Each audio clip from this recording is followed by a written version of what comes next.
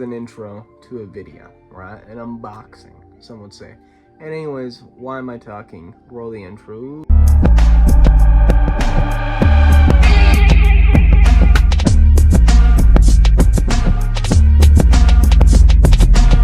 So I'm fairly certain this is actually my first unboxing on the channel, because I have a little playlist that's actually unboxing, but it's more so like unboxing the new project, because I in the car, opened them in the car. But in this one, I actually waited till I got home, which I'm gonna start doing because it's YouTube, and I also like doing this on a channel, so y'all get to see the process, see the actual very start and all that. But anyways, let's cut her open. All right, guys, so as you see, it's a box live animal. That's one of the main things. You don't want to be shipping reptiles like that, guys. It's very bad, very mean, very cruel for the animals. And don't expect you're gonna learn all this shipping stuff from your FedEx or UPS, because they barely know.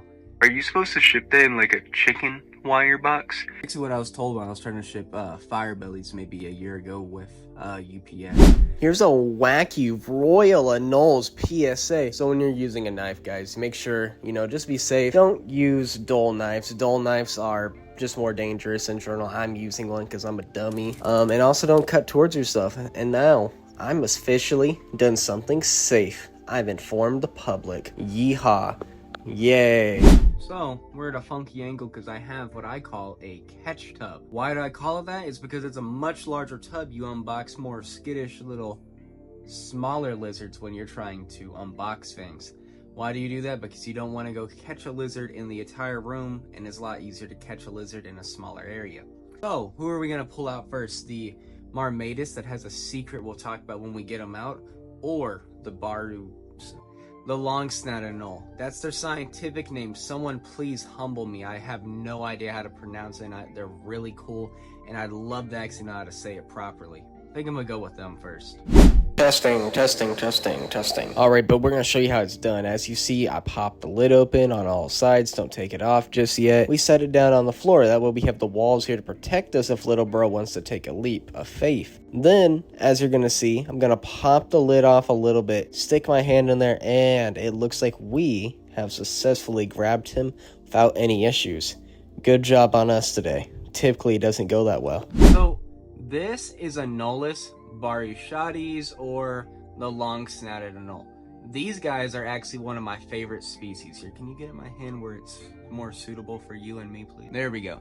They are one of my favorite species because, well, this is an adult male. And as you're seeing, there's not a whole lot of junk in that trunk. It's a really small species with a really unique build with that obviously long snout and kind of green eyeliner on the back of the eyes that's going to start going crazy. When I unboxed him earlier, he had a pretty decent color. Was more like a metallic green, which is really cool because I actually do prefer when they are more green, like you're seeing in these pictures, versus when they're more blue. Controversial opinion, I guess. But that's me personally. They can fire between both ranges, but I kind of like, if it's gonna, I hope he's gonna stay more green personally. But super sick anole. If you actually watch this video, I unboxed a pair there.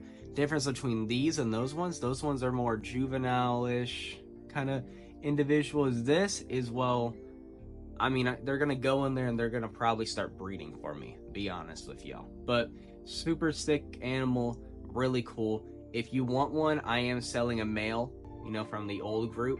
And hit me up. Pretty cool animals. Really sick. I really love the back pattern on the males. The females you're gonna see in a bit where it's more kind of like. Alright, so we rest the hands. And are you gonna be seeing this little bit of the video for each animal? Maybe. I'll find out. That's editing camera, which is me to find out. So this is a female. As you know, you pop the lid, you set her down, you stick your hands in there, you grab the young lady, and then you take it out of the screen. Thank you, unboxing camera. Okay, to the clip now. But this is the female, and as you see, she is a bit more spicy than her boyfriend over there, just because, she's doing all the mouth gaping and all that. Overall, super cool lizard. The females, as you see, are a lot smaller than the males in size, but still they're both really small lizards. On the back, actually, that's where you'll notice the biggest difference.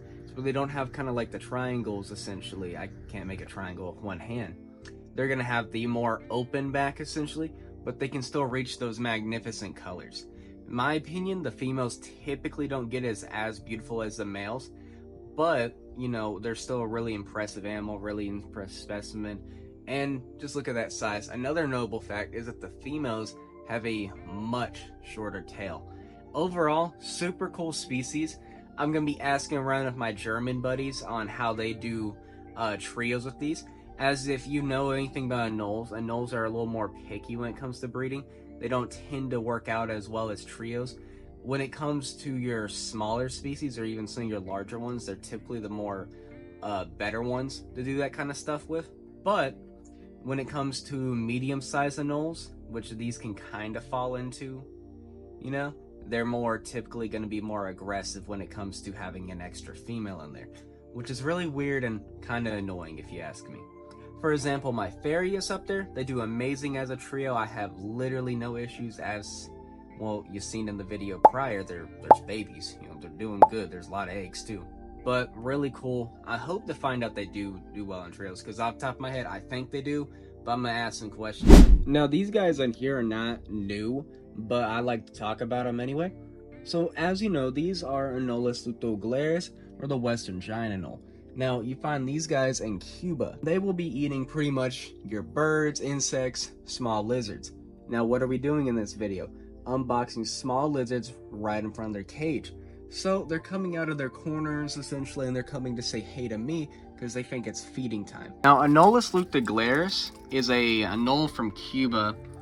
Really cool. They're related to the blue beauty anoles and the night anoles. You find, and they're related to the night anoles that are invasive in Florida. They're from western Cuba, same place you're gonna find your false chameleons, Cuban false chameleons. Really cool anoles. You want it, girly? I'll put it in the bowl if you don't. Okay. Oh. She does. Oh. Super cool. They're considered to be the most social out of the large body anoles, as much as that'll get you. Personally, they're one of my favorites. I bet y'all about be in a good mood when I tell you this bit ain't gonna be that long. So pretty much in this one, just wanted to say, hey, the catch tub did what the catch tub was supposed to. Sadly, it didn't catch on camera. Luckily for y'all don't get like a little minute of me explaining how to unbox a lizard from a container. But yeah, to the next thing. So this is Anolis marmoratus. Now, she is also heterozygous for what we'll talk about in just a little bit, guys. Sorry. But super cool anole, and these guys have been on my radar for a really long time. I actually made a video talking about these guys. Marmoratus. Why are we talking about them now? Pretty much it's very similar to Anolis roquette. There is also a lot of variation in Anolis marmoratus, but I think something that is a little different than them, than roquettes, is that I think, you know, this is my personal opinion here, is I think marmoratus, you know, Anolis marmoratus, kills it with their locales when it comes to patterns. But they've been on my radar for a long time, and I always thought I'm gonna get the trios lens because I'm a big fan of the patterns on those guys. Definitely still am, but I was thinking I was gonna get them first. Now I managed to get a Anolis marmoratus again, het. We're gonna talk about it in just a bit. Let me get the other one out. But this is Anolis marmoratus, same locale. They're both siblings. We're gonna talk about it in a minute. Again, heterozygous this. Now, as you see, the male has a slightly different back pattern. It's kind of hard to get just right now because, you know, video stuff. Slightly different back pattern than the lady over there. But he is also a bit bigger and has a much stronger color. Really cool species. Again, they're going to be grow outs. They're about 5 months old. Give it another 5-6 months. They're going to look more like the adults. The gray on his head's going to take over. The green's going to get a lot more brighter of blue hues. Super cool species. No, really fun guys. Let's go talk about it. Now, I've been teasing the whole marmoratus bit of the video saying het this, het that, het this, het t-shirt. And guys, here's the reveal. These guys are heterozygous for this right there. What is that? You're probably thinking like, is that a leucistic? Well, if you said that, let me just tell you now. You might want to go buy a lottery ticket because you got some good luck today. So, pretty cool gene, pretty unique animal. Now, what's going on here? The animal is obviously different from what you would consider is a wild type.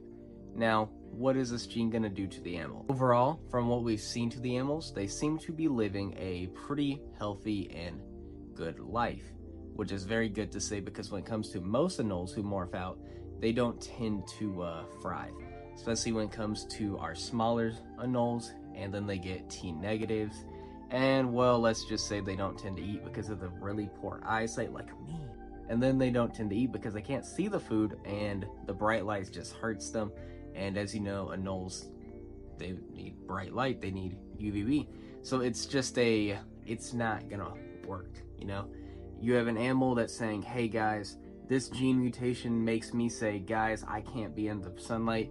The biological function, the animal says, I need to be in the sunlight. They crash, it's not gonna do well for the animal. And to my knowledge, I can't find any documentation of an adult animal with the T negative albinism gene in the anoles besides, well, night anoles. And they are a large body anoles, so they're weird, you know, they're different.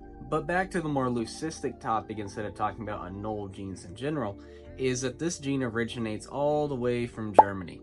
So, really fun, really cool, and it makes it very expensive to get it started. But, you know, it's really interesting, really cool, and going forward, now since I'm one of the few people working with this animal, once they pop out some visuals, I'm going to be trying to hold back at least a 2.2, but preferably and most certainly I will be aiming for a 3.3, free males, free females. I can produce a large amount of these babies to get some into the public, to see variations going on, just to look at the animals and really get to study them myself and put the information out there for y'all in a very digestible manner, like this video, you know? But it's working, it's good, hopefully it goes well for me, I think it should. But my main goal here is to also just have fun with it, you know? I really just want to enjoy the project because I work with anoles, and a lot of anoles don't have gene mutations, and I just think it'd be fun to finally work with something of a gene mutation besides my firebelly toads, which they're fun, they're great, they're amazing, but I'd like to have something bigger on my plate, if that makes sense.